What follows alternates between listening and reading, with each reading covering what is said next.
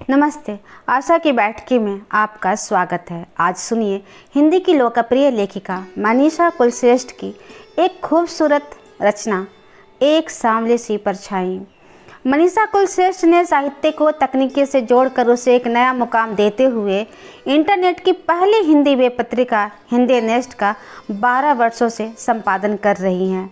अब सुनिए कहानी आशा की जुबानी। सच कहूँ तो वो एक सांवली परछाई ही तो थी। तमाम खूबसूरत चेहरों के पीछे सहमी सी एक छिपती छुपाती परछाई। वह खूबसूरत लड़कियों से चहकता घर मेरी सहेली फरजाना का था। जब मैंने इसे अपनी क्लास में देखा था तो देखती रह गई थी। छूने से मैला होता गोरा रंग और टिपिकल ख़ानदानी मुस्लिम नाक नक्श। एक तो छोटा कस्बा और साइंस पढ़ने के लिए इस लड़कों के स्कूल में जाने वाली एक मुस्लिम लड़की। यूँ हम 4 लड़कियां थीं जो गर्ल्स स्कूल में साइंस फैकल्टी के अभाव में बॉयज़ स्कूल में 9वीं क्लास में दाखिल हुई थीं। पर हम 3 लड़कियां उस कस्बे में बाहर से ट्रांसफ़र होकर आए अधिकारियों की बेटियां थीं। नमिता के पापा उस कस्बे के एसडीएम थे, निर्जा के पापा इलेक्ट्रिसिटी बोर्ड के एक्सईएन और मेरी मम्मी गर्ल्स स्कूल की प्रिंसिपल थी और पापा थे बीडीओ। यूँ फरजाना के पापा भी जिले के लीडिंग क्रिमिनल लॉयर थे, पर एक तो यह राजस्थान का मुस्लिम बहुल कस्बा उनका अस्थायी निवास था। फिर उसमें भी जहाँ गिनी चुनी लड़कियाँ गर्ल्स स्कूल में भी बुर्का पहनकर जाती थीं, ऐसे में फरजाना ही जानती होगी कि उसने अपने पापा से कितनी जिद और मिन्नतें की होंगी कि हमारे साथ बॉयज़ स्कूल में एडमिशन लेने की। हालांकि उसकी कुछ बड़ी बहनें मम्मी के स्कूल में तब भी पढ़ रही थी और वे बुर्का पहनकर आया जाया करती थी। ना जाने किस तरह फरजाना ने पापा को मनाया होगा कि ना तो वह बुर्का पहनेगी और साइंस पढ़ेगी, वो भी लड़कों के स्कूल में। अम्मी की तो चलती ही कहाँ।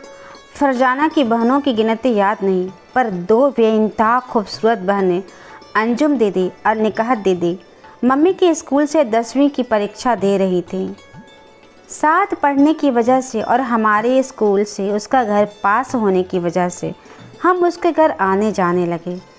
तब पता चला कि वह और भी बहनें हैं फरजाना के। उन दोनों दीदियों से बड़ी एक दीदी की शादी हो चुकी है। एक फरजाना से ज़रा बड़ी बहन शाजिया को देखकर तो मेरे मुंह से निकल ही गया, हाय फर्जी, पहले तुझे देखा तो तू खूबसूरत लगी, फिर अंजुम और निकाहत दीदी तुझसे भी ज़्यादा सुंदर लगी, और ए शाजिया, ओ माय गॉड, तुम सब कुछ भी नहीं हो इसके आगे। और कितनी सुंदर बहनों से मिलवाओगी तुम हमें। शाजिया का पढ़ने में ज़रा मन ना था। 5वीं के बाद अम्मी से कह दिया नहीं पढ़ना मुझे। अम्मी भी खुश, बेटी भी खुश। मगर शाजिया का कमाल देखते जरदोजी के गरारे कुर्ते काटने में, और सुंदरता तो जैसे तराशी हुई, और तमाम उपमाओं को लगा दो उसके सौंदर्य वर्णन में तो कम पड़े। हल्की भूरी आंखें, बड़ी भंवरे, पलकी, तीखी नाक, तराशे गुलाबी होठ, और सच मानो एक कल्पना नहीं है, वो सच में इतनी खूबसूरत थी। वैसे और भी 2 छोटी बहनें थी फरजाना की, वसीमा और गुल। गुल तो तब आंटी की गोद में ही थी। ये छुटकियाँ भी कम न थी। आखिर बेहद हैंडसम वकील साहब और 40 की उम्र में भी गजब की खूबसूरत आंटी की बेटियां थी। 2 बेटे थे गुल से ज़रा बड़े, सुहैल और तुफैल। ये भी माशा अल्लाह गोरे और सुंदर थे। अक्सर इंटरवल में हम वहीं होते। वकील साहब की हवेली में कभी आलू की मुगलई पराठे खाते, कभी जर्दा तो कभी सेवैयाँ। मुझे और नमिता को तो गोश्त खाने में भी गुरेज ना था। मैं और नमिता आराम से गोश्त खा लेती थी, पर हमारे साथ होती थी ब्राह्मणी निर्जा। आज लंदन में भले ही वह हैम वैम खा लेती होंगी, लेकिन उस वक्त उसके बहुत नखरे थे। कितने ही दिन तो इस खूबसूरत ख़ानदान में आते जाते हो गए और अंजुम दीदी का निकाह तय हो गया।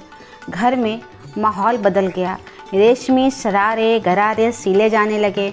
दुपट्टों पर सुंदर मुकैश और सुनहरी लैशों और मोतियों का काम शुरू हो गया। बीच बीच में गीत भी होते, उबटन लगता, बेला मोतियों के गजरे का ढेर बढ़ता, महकता। फरजाना पढ़ने के लिए इतने बड़े भव्य घर में भी तन्हाई ना मिल पाने के कारण चिढ़ जाती। उसे बस डॉक्टर बनना था, बाकी सब व्यर्थ लगता। पर मुझे बहुत आकर्षित करता यह माहौल। फरजाना का घर हमारे घर से दूर ना था। उस पर अंजुम दीदी, मम्मी के स्टूडेंट, सो हर रस्म पर मैं वहीं होती। साजिया से मेरी बेहद पटती। उसका खूबसूरत लहजे में बोलना, छेड़ना, रुमानी बातें करना मुझे बहुत भाता। हम दोनों ही के गीतों में नाचने में खूब रुचि रहती। फरजाना चिढ़ से जाती। ऐसे ही एक दिन शादी के पहले की रस्मों के बीच चहकते गीतों, महकते उबटनों और सरसराते शरारों को छोड़ मैं पानी पीने उनकी रसोई तक गई तो वहाँ एक लंबी सांवली लड़की रस्म के बाद बांटी जाने वाली केसरिया बूंदे दोनों में रख रही थी। रसोई की गर्मी में सांवला चेहरा तप आया था।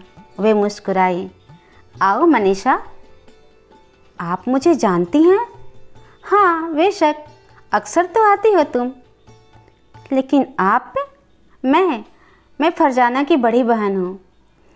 ओह, तभी नाक नक्श में वही चित परिचित घुला घुला सा लावण्य मुरझाए चेहरे में स्पष्ट था। 2 लंबी चोटियाँ, सादा सा हल्का नीला सलवार कुर्ता, छहरी देह पे कस के लपेटा सफ़ेद दुपट्टा। दीदी, पानी पीना था। बाद में गीतों में बैठने पर याद आया, इस सांवली लड़की को देखा तो है, पर बस एक परछाई सा, बस जरा सा। रसोई से निकल दस्तरखान तक जाता, वहाँ से रसोई और फिर ढेरों कमरे के बीच इस कमरे से उस कमरे में आते जाते। हम अपनी किशोर व अलहड़ता में कब उस ओर ध्यान देते।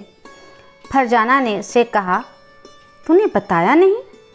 हाँ, वो अंजुम दीदी से बड़ी हैं, फिरदौस दीदी, पापा की यानी मेरी दूसरी अम्मी की बेटी। अलग रहती थी कहीं, अम्मी नहीं रही तो यहाँ आ गई। लेकिन इनकी शादी? क्या शादी? कोई पैगाम ही नहीं आता। अरे ऐसी तो कहीं बस सूरत भी नहीं, नाक नक्श भी कितनी सुंदर है, लंबे बाल, लंबा कद। तुम सब की तो हाइट तो एवरेज सी ही है, बस गोरी ही तो वो नहीं है तुम सब की तरह। तुम्हारे पापा नहीं ढूंढते कहीं वर? नहीं, हमारे यहाँ पैगाम आए तभी शादी होती है। अच्छा, और नहीं आए तो बैठे रहो? आते हैं, अपने अपने लेवल के सबके आते हैं। पूरी शादी में वह सांवला चेहरा जुटा रहा बेजा कामों में। सुंदर बहनें खिलखिलाती, रेशमी शरारों में सजी, दुल्हन को इधर से उधर ले जाती, सजाती, संवारती। अंजुम दीदी के निकाह में बड़ा मज़ा आया। पहली बार मुस्लिम विवाह की सारी रस्में देखी मैंने।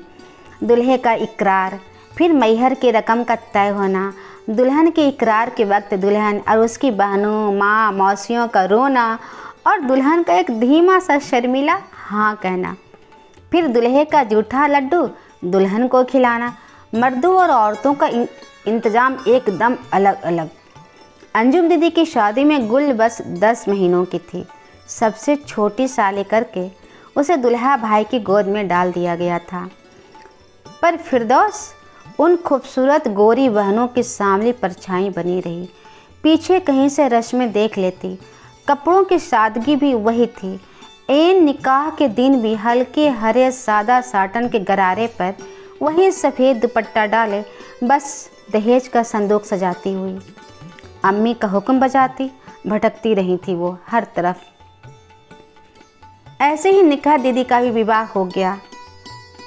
ऐसे ही दीदी का भी निकाह हो गया।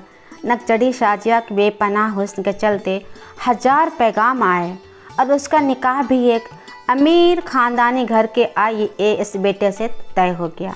फरजाना चीढ़ कर कहती, ना जाने क्या करेगी, बस सुंदरता ही तो है, दिमाग देखो तो एकदम खाली। उस दिन जब वह देखने आया तो डाइनिंग टेबल पर खाना चल रहा था। उसने बोला कि कैरी ऑन, तो कमबख्त कच्ची कैरी ही उठा लाई। ना जाने कैसे चलेगी ये बेमेल शादी, पर चली, खूब चली। 1 साल बाद ही साजिया को देखा तो पहचान न सकी। कटे बाल, स्लीवलेस ब्लाउज, यदा कदा बाल झटक कर बोले गए अंग्रेजी के जुमले। दुल्हा भाई अलग से 100 जान से निछावर। क्या कमी थी उनमें? अदा थी, हुस्न था, बस इल्म की तो थोड़ी कम थी। लाख चाह कर भी फरजाना डॉक्टर ना बन सकी। हम तो पहले ही पढ़ाई में सीरियस थे ही नहीं। नीरजा का पहली बार में ही पीएमटी में सिलेक्शन हो गया। नमिता का तो हम 10वीं में थे तभी ट्रांसफ़र हो गया था। फरजाना और मैंने बीएससी साथ किया, वो भी पास के शहर में डेली अप डाउन करके। फाइनल करते करते उसका निकाह डॉक्टर से होना तय हुआ। फिर वही सरगर्मी। बहनें अपने बाल बच्चे लिए कई कई दिन पहले आ जुटी। फिर वही कुर्तों दुपट्टे पे कढ़ाई शुरू हुई। जर्दा पकता, उबटन घुलता, इस सब से अब मैं उबने लगी थी। एक दिन यूं ही फरजाना के कमरे में चमेली की लतर से ढकी खिड़की के पास पड़े बिस्तर पर पास पास लेटकर उससे अतरंग बातें कर रही थी।